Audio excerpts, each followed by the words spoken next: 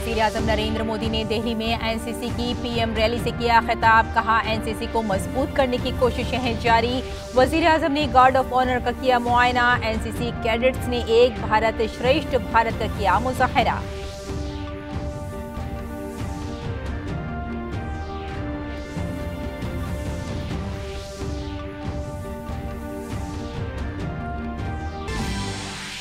Promotion में reservation के मामले पर सुप्रीम कोर्ट ने दिया हुक्म। कहा, नागराज केस में दिए गए फैसले पर अमल रियासतों के लिए जरूरी। सुप्रीम कोर्ट ने कहा, प्रमोशन में रिजर्वेशन से पहले आला ओहदों पर नुमाइंदगी के आददोशुमार इकट्ठा करना जरूरी और मुकर्ररा मुद्दत में होनी चाहिए नुमाइंदगी की जांच। महाराष्ट्र असेंबली के 12 मुअत्तल बीजेपी एमएलए को सुप्रीम कोर्ट से 1 साल के लिए राहत। सुप्रीम कोर्ट ने असेंबली के फैसले को मनमानी और गैर आईनी करार देते हुए मेंबरान असेंबली की मुअत्तली की मनसूख।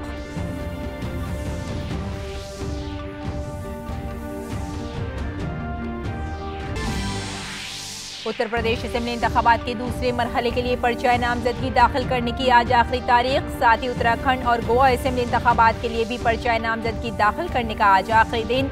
मरकजी वजीर दाखिला अमित शाह उत्तराखंड के रुद्रप्रयाग में, जबकि बीजेपी सदर जेपी नड्डा की उत्तर प्रदेश के शाहजहांपुर में इंतखाबी मुहिम।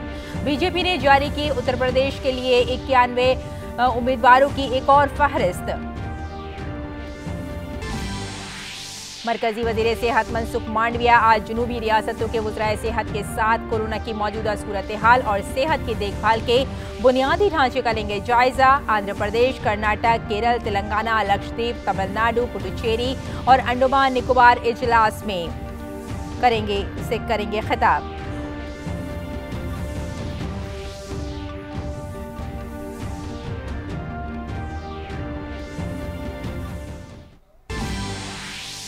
अमेरिकी सदर जो बाइडेन ने की यूक्रेन के सदर व्लादिमीर ज़ेलेंस्की से बात। यूक्रेन पर रूसी हमले की सूरत में फैसलाकुन जवाब देने के आज़म का किया यादा।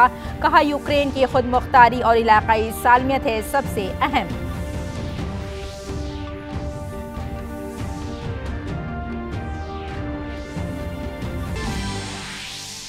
राफेल नडाल ने सेमीफाइनल में इटली की मैटियो बैरेटिनी को दी शिकस्त। रिकॉर्ड 21वां ग्रैंड स्लैम टाइटल जीतने से एक कदम दूर। दूसरे सेमीफाइनल में डानियल मेदवेदेव का मुकाबला स्टेफानोस सित्सिपास से।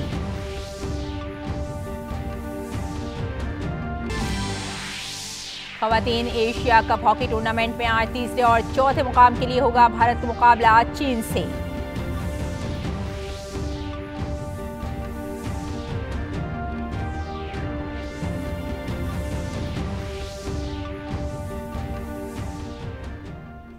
आदाब नाजरीन, खबरनामे में आपका इस्तकबाल है। मैं हूं आपके साथ रेशमा फारूकी। आइए तफसील से आप खबरों पर नजर डालते हैं। वज़ीर-ए-आज़म नरेंद्र मोदी करियप्पा ग्राउंड में मुनक़िद national cadet corps NCC rally programme में शिरकत की, जहां वज़ीर-ए-आज़म को गार्ड ऑफ ऑनर पेश किया गया। वज़ीर-ए-आज़म मोदी ने गार्ड ऑफ ऑनर प्रोग्राम का मुआयना किया।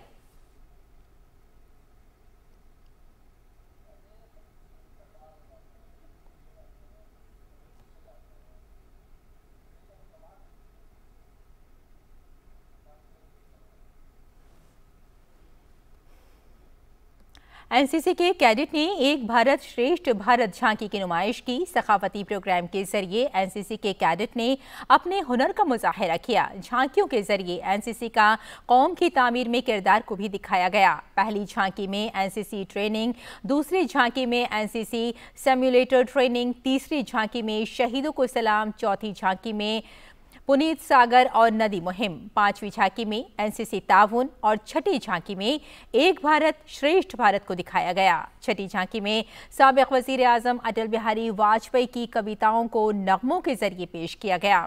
एनसीसी के सखाफती प्रोग्राम में कसरत में वहदत की झलक पेश की गई।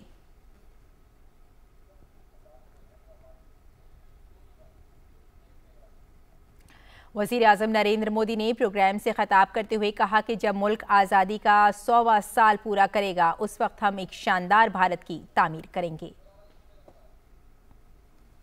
इस समय देश अपनी आजादी का अमृत महोत्सव मना रहा है और जब एक युवा देश इस तरह के किसी ऐतिहासिक अवसर का साक्षी बनता है तो उसके उत्सव में एक अलग ही उत्साह दिखता है। जब देश आजादी के 100 साल पूर्ण करेगा, 2047 के भव्य भारत का निर्माण करेंगी। मुझे गर्व है कि मैं भी कभी आप ही की तरह एनसीसी का सक्रिय कैडेट रहा हूं। वज़ीर-ए-आज़म ने कहा कि आज जब मुल्क नए अज़्म के साथ आगे बढ़ रहा है, तब मुल्क में एनसीसी को मजबूत करने के लिए हमारी कोशिशें जारी हैं। आज जब देश नए संकल्पों के साथ आगे बढ़ रहा है, तब देश में एनसीसी को मजबूत करने के लिए भी हमारे प्रयास जारी हैं। इसके लिए देश में एक हाई लेवल रिव्यू कमेटी की स्थापना की गई है। पिछले 2 सालों में हमने देश के सीमावर्ती क्षेत्रों में 1 लाख नए कैडेट्स बनाए हैं। मुझे खुशी है कि एनसीसी कैडेट्स की ट्रेनिंग में सिमुलेशन जैसी आधुनिक टेक्नोलॉजी का इस्तेमाल भी बढ़ रहा है। हमारे एजुकेशन सिस्टम को एनसीसी से जोड़ने के लिए भी देश कई कदम उठा रहा है। वज़ीर-ए-आज़म नरेंद्र मोदी ने मुल्क की बेटियों के मुल्क की तामीर में किरदार की तारीफ की और एनसीसी में बेटियों की ज्यादा शराकतदारी पर जोर दिया। वज़ीर-ए-आज़म ने कहा कि मुल्क की बेटियां सैनिक स्कूल में दाखिला ले रही हैं और फौज में भी मुल्क की बेटियों को बड़ी जिम्मेदारी मिल रही है। अब देश की बेटियां सैनिक स्कूलों में एडमिशन ले रही है। सेना में महिलाओं को बड़ी जिम्मेदारियां मिल रही हैं। एयरफोर्स में देश की बेटियां फाइटर प्लेन उड़ा रही है। ऐसे में हमारा प्रयास होना चाहिए कि एनसीसी में भी ज्यादा से ज्यादा बेटियां शामिल हो। जिन बेटियों ने खुद एनसीसी ज्वाइन किया है, वो इसके लिए एक प्रेरणा बन सकती है। वज़ीर-ए-आज़म मोदी ने कहा कि नौजवानों की कोशिशें, अज़्म और इन अज़ाइम की तकमील भारत की तकमील और कामयाबी होगी। वज़ीर-ए-आज़म ने कौम की तामीर में नौजवानों के किरदार पर कहा कि तमाम नौजवान वोकल फॉर लोकल मुहिम में बहुत अहम किरदार अदा कर सकते हैं।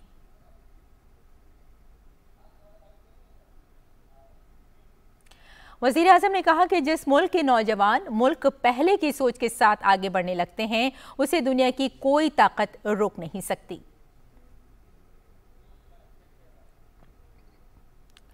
अगली खबर की जानिब बढ़ते हैं। सुप्रीम कोर्ट ने प्रमोशन में रिजर्वेशन के मामले पर कहा कि नागराज केस में दिया गया फैसला रियासतों के लिए इस पर अमल लाजमी है। SC/ST जुमरे में प्रमोशन में रिजर्वेशन के लिए रियासतों के लिए नुमाइंदगी के अदद-ओ-शुमार जमा करना जरूरी है। नुमाइंदगी के बगैर डेटा जमा करने का पूरा अमल बेमानी होगा। सुप्रीम कोर्ट ने कहा है कि प्रमोशन में रिजर्वेशन से पहले आला ओहदों पर नुमाइंदगी का डेटा इकट्ठा करना जरूरी है। एक मुकर्ररा मुद्दत के दौरान नुमाइंदगी का अंदाजा लगाया जाना चाहिए। ये मुद्दत क्या होगी, इसका फैसला मरकजी हुकूमत को करना चाहिए। अदालत ने मामले की अगली समाअत 24 फरवरी को की। और सुप्रीम कोर्ट ने महाराष्ट्र असेंबली से बीजेपी के 12 अरकान असेंबली की 1 साल के लिए मुअत्तली को गैर आईनी करार देते हुए इसे मनसूख कर दिया है। प्रिजाइडिंग अफसर के साथ मुबैना तौर पर बदतमीजी करने पर अरकान असेंबली को 1 साल के लिए मुअत्तल कर दिया गया था। अदालत ने कहा कि अरकान असेंबली को 1 से जायद इजलासों के लिए मुअत्तल करने की असेंबली की करारदाद गैर आईनी मनमानी थी। सुप्रीम कोर्ट ने कहा कि अरकान असेंबली को 1 साल के लिए मुअत्तल करना बेदखली से भी बदतर है और पूरे इंतखाबी हल्के को सजा देना होगा। जस्टिस AM खानवलकर ने तबसरा करते हुए कहा कि यह फैसला इखराज से भी बदतर है। अदालत ने ने कहा कि मुअत्तली को सिर्फ मानसून इजलास 2021 तक महदूद रखना चाहिए था। इससे ज़्यादा की मुअत्तली की तजवीज़ असेंबली के दायरा इख्तियार से बाहर है।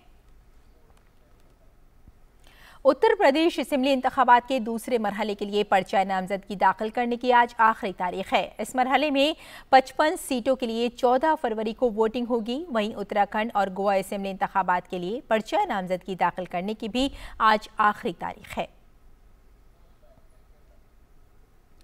और बीजेपी ने उत्तर प्रदेश असेंबली इंतखाबात के लिए उम्मीदवारों की एक और फहरिस्त जारी कर दी है। इस फहरिस्त में 91 उम्मीदवारों के नामों का ऐलान किया गया है। बीजेपी ने आज 5वें मरहले के लिए उम्मीदवारों के नामों का ऐलान किया है। पार्टी की जानिब से 206 उम्मीदवारों के नामों का ऐलान पहले ही किया जा चुका है। पार्टी ने देवरिया से सीएम योगी के मीडिया एडवाइजर शुलभमणि त्रिपाठी को टिकट दिया है, जबकि हुकूमती वजीर सिद्धार्थनाथ सिंह को इलाहाबाद वेस्ट से टिकट दिया गया है। इसके अलावा अयोध्या से वेद प्रकाश गुप्ता, इलाहाबाद साउथ से नंद कुमार गुप्ता को टिकट दिया गया है। यूपी हुकूमत के वजीर सुरेश बासी को जगदीशपुर रिजर्व से मैदान में उतारा गया है। और बीजेपी ने कोंडा से सिंधु जामशीरा को उम्मीदवार बनाया है। और बीजेपी के तर्जुमान गौरव भाटिया ने प्रेस कॉन्फ्रेंस में कहा कि पोलराइजेशन और फिरकावाराना सियासत उत्तर प्रदेश में काम नहीं करेगी, बल्कि नौजवानों के मुस्तकबिल और रोजगार, किसानों की तरक्की के बारे में बात होगी। उत्तर प्रदेश विकास की राह पे चल रहा है। उत्तर प्रदेश की जनता विकास मांग रही है और जो जेसीबी लेके गड्ढे करते थे वो सतर्क हो जाएं कि आप ध्रुवीकरण की राजनीति और सांप्रदायिक राजनीति अब नहीं कर पाएंगे। उत्तर प्रदेश बात होगी तो युवाओं के भविष्य की होगी, उनके रोजगार की होगी, स्वास्थ्य चिकित्सा कैसे बेहतर हुई है इस पे होगी, किस तरह से कानून व्यवस्था बेहतर हुई है इस पे होगी, किसानों के उज्जवल भविष्य पे होगी। और उत्तराखंड में इंतखाबी मुहिम में तेजी आने लगी है। मरकजी वजीर दाखिला और बीजेपी के सीनियर रहनुमा अमित शाह ने जुमे को रुद्रप्रयाग में घर घर जाकर मुहिम चलाई। इस दौरान उन्होंने यकीन दहानी कराई कि अगर रियासत में दोबारा बीजेपी की हुकूमत बनती है तो रियासत की तरक्की को नई रफ्तार दी जाएगी। उत्तराखंड के अंदर विकास बहुत जरूरी, हर राज्य का विकास जरूरी, मगर उत्तराखंड का विकास विशेषकर जरूरी है कि उत्तराखंड की पहाड़ी पर पूरे देश और दुनिया के सत्ता के अंदर 4 धाम के अंदर विराजित होते हैं, जो पूरी देश और दुनिया के श्रद्धालुओं की श्रद्धा को यहाँ नमन करने के लिए आकर्षित करते हैं। इससे पहले अमित शाह ने रुद्रनाथ मंदिर में पूजा की।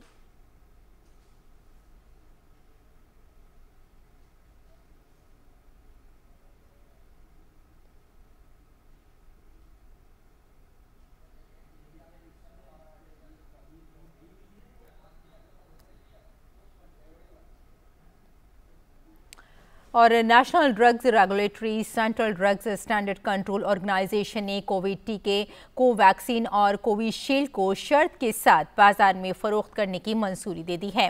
मरकजी वजीर सेहत मनसुख मांडविया ने कहा कि पहले इन वैक्सीन की हंगामी इस्तेमाल की इजाज़त दी गई थी, लेकिन अब इन्हें कुछ शराइत के साथ बालिग आबादी में एक आम नई दवा के तौर पर इजाज़त दी गई है।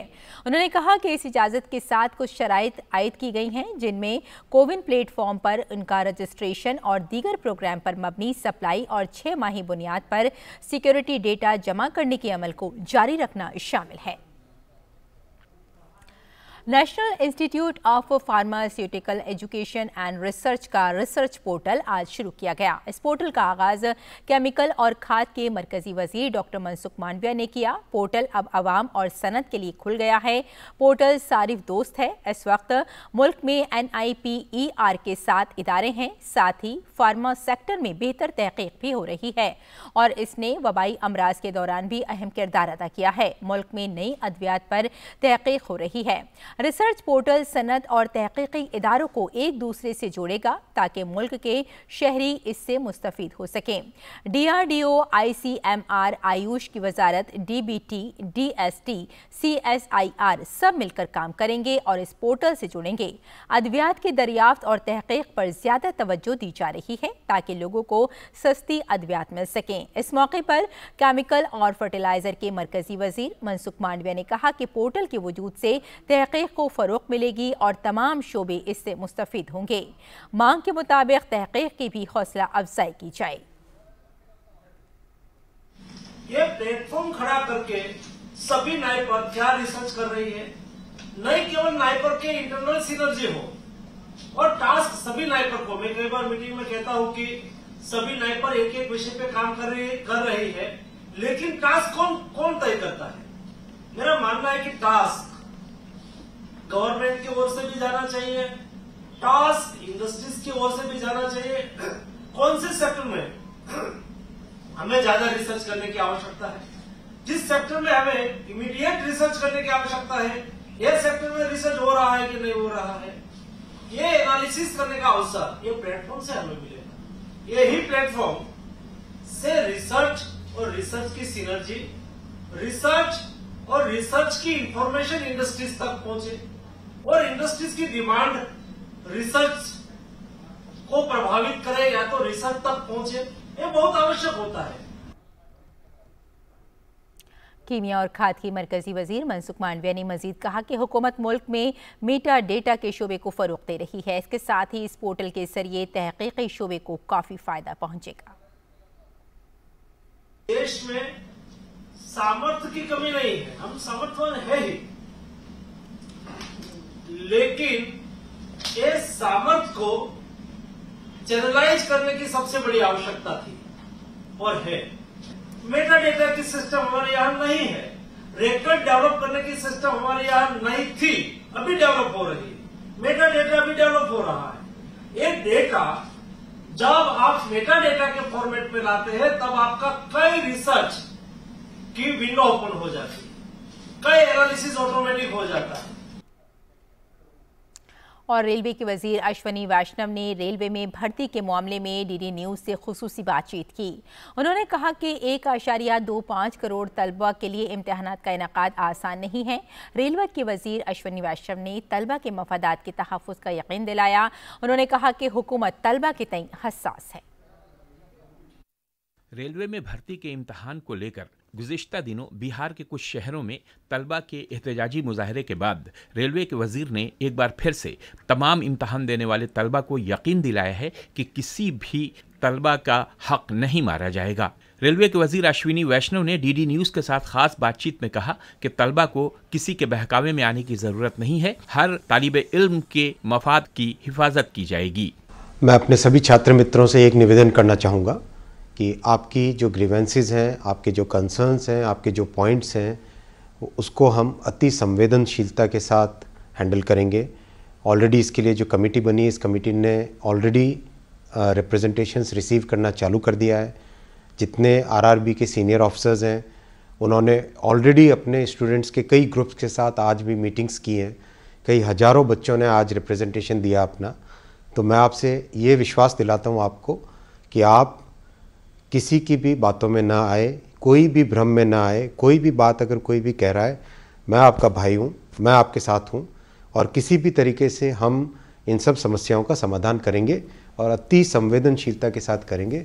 रेलवे के वजीर ने कहा कि सरकार की नीयत पूरी तरह से साफ है और तलबा के मसाइल पर हसासियत से गौर करते हुए कमेटी की तश्कील दी गई है। रेलवे के वजीर ने तलबा को यकीन दिलाते हुए कहा कि तमाम मसाइल का हल जल्द से जल्द निकाल लिया जाएगा। पहले 10 गुने होता था, 10 गुने होने से बहुत कम लोगों को चांस मिलती थी। मोदी जी ने आके 2015 में आने के बाद में इसको 15 गुना किया पहले, फिर 2019 में इसको 20 गुना किया।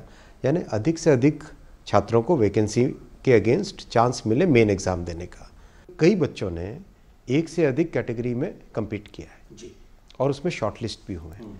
तो शॉर्टलिस्ट होने के कारण ओवरऑल 7 लाख यहाँ नंबर आता है, लेकिन जो छात्रों का कहना है कि जो बच्चे एक से ज़्यादा कैटेगरी में compete करके उनको आप सिर्फ एक ही गिनिए। तो ये एक ऐसी चीज़ है जिसको समाधान किया जा सकता है। इसके लिए कोई सड़क पे उतरने की ज़रूरत नहीं है, इसके लिए कोई आग लगाने की ज़रूरत नहीं। रेलवे आपकी अपनी खुद की संपत्ति है। छात्रों से मेरा निवेदन है। डीडी न्यूज़ के साथ खुसूसी बातचीत में रेलवे के वजीर ने वाज़ेह किया कि तलबा के मामले पर सियासत नहीं होनी चाहिए, सरकारी इमलाक का नुकसान नहीं किया जाना चाहिए। रेलवे रिक्रूटमेंट बोर्ड के सदर तलबा से मिल रहे हैं।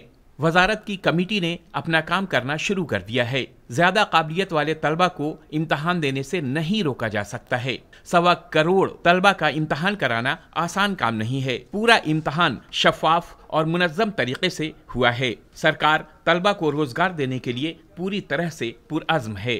रेलवे के वजीर ने यह भी वाज़ेह किया कि मुस्तकबिल में कोई ऐसा मामला सामने न आए जिसकी वजह से तलबा में वहम के हालात पैदा हों। इस सिलसिले में भी कदम उठाए जाएंगे। सरकार जहां तलबा की हर मुश्किल के हल की यकीन दहानी करा रही है, तो वहीं तलबा को भी कमेटी रिपोर्ट का इंतजार करने और एहतजाजी मुजाहरे से बचने का मशवरा दे रही है। Bureau report, DD news Urdu खबरें।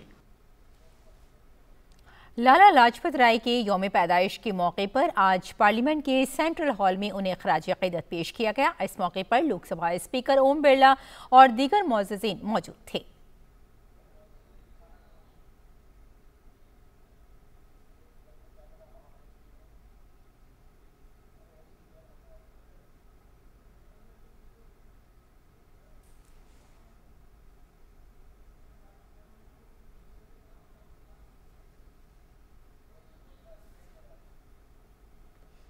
अगली खबर की जानिब बढ़ते हैं। अमेरिकी सदर जो बाइडन ने रूस और यूक्रेन के दरमियान जारी कशीदगी के बारे में यूक्रेन के सदर व्लादिमीर ज़ेलेंस्की से बात की। सदर बाइडन ने अपने इत्तेहादियों के साथ मिलकर यूक्रेन पर किसी भी हमले का फैसला कुन जवाब देने की यकीन दहानी कराई है। उन्होंने ये भी कहा कि अमेरिका यूक्रेन की खुद मुख्तारी और इलाकाई सालमियत के लिए पुरअज़्म है। अमेरिकी सदर ने गुज़िश्ता साल यूक्रेन को तरक्याती कामों और इंसानी इमदाद के लिए दिए गए $500 मिलियन से ज़्यादा का हवाला देते हुए कहा कि वो सरहद पर रूस की फौजी तैनाती के बढ़ते हुए दबाव के दरमियान यूक्रेन को मजीद इमदाद देने पर गौर कर रहे हैं। साथ ही बाइडन ने कैफ में अमेरिकी सिफारत खाने के काम करते रहने का भरोसा दिलाया। दोनों रहनुमाओं ने यूरोप के तहफ़्फ़ुज़ के लिए मरबूत सिफारती कोशिशों पर तबादला ख्याल किया। वहीं यूक्रेन के सदर व्लादिमीर ज़ेलेंस्की ने यूक्रेन को दी जाने वाली फौजी इमदाद पर सदर बाइडन का शुक्रिया अदा किया। साबिक आलमी नंबर 1 खिलाड़ी स्पेन की tennis star Rafael Nadal Australian open के फाइनल में पहुंच गए हैं। ये छठी मर्तबा है कि राफेल नडाल ऑस्ट्रेलियन ओपन के फाइनल में पहुंचे हैं। नडाल ने आज खेले गए सेमीफाइनल मुकाबले में इटली की मैट्यू बैरेटिनी को सख्त मुकाबले में 6-3, 6-2, 3-6, 6-3 से शिकस्त दी। नडाल 20 ग्रैंड स्लैम टाइटल जीत चुके हैं, जिनमें 13 फ्रेंच ओपन का खिताब, 2 बार विंबलडन खिताब, 4 यूएस ओपन खिताब और सिर्फ 1 बार ऑस्ट्रेलियन ओपन का खिताब शामिल है। नडाल ने आखिरी बार साल 2009 में ऑस्ट्रेलियन ओपन का खिताब जीता था। वहीं दूसरे सेमीफाइनल में डैनियल मेदवेदेव का मुकाबला आज स्टेफानोस सित्सिपास से होगा। मस्कत में खेले जा रहे खवातीन एशिया कप हॉकी टूर्नामेंट में भारतीय टीम का आज चीन से मुकाबला होगा। तीसरे और चौथे मुकाम के लिए इस मैच में दोनों टीमों के दरमियान सख्त मुकाबले की उम्मीद है। भारतीय टीम को सेमीफाइनल में कोरिया को हाथों 3-2 से शिकस्त का सामना करना पड़ा था। टॉप सीड याफ्ता भारत ने अपनी एशिया कप मुहिम का आगाज शानदार अंदाज में किया था। टीम ने अपने पहले मैच में मलेशिया को 9-0 से शिकस्त दी थी। ताहम अगले मैच में टीम को एशियन गेम्स की फातेह टीम जापान के हाथों 2-0 से शिकस्त का सामना करना पड़ा। ताहम इसके बाद टीम ने वापसी करते हुए अपने निचले रैंक वाले सिंगापुर को 9-1 से शिकस्त दी थी। भारतीय टीम को अगले कुछ माह में बड़े टूर्नामेंट में हिस्सा लेना है, जिसमें कॉमनवेल्थ गेम्स, एशियन गेम्स और वर्ल्ड कप शामिल है। तो नाज़रीन, खबरनामे में फिलहाल इतना ही। इजाजत दें। आदाब।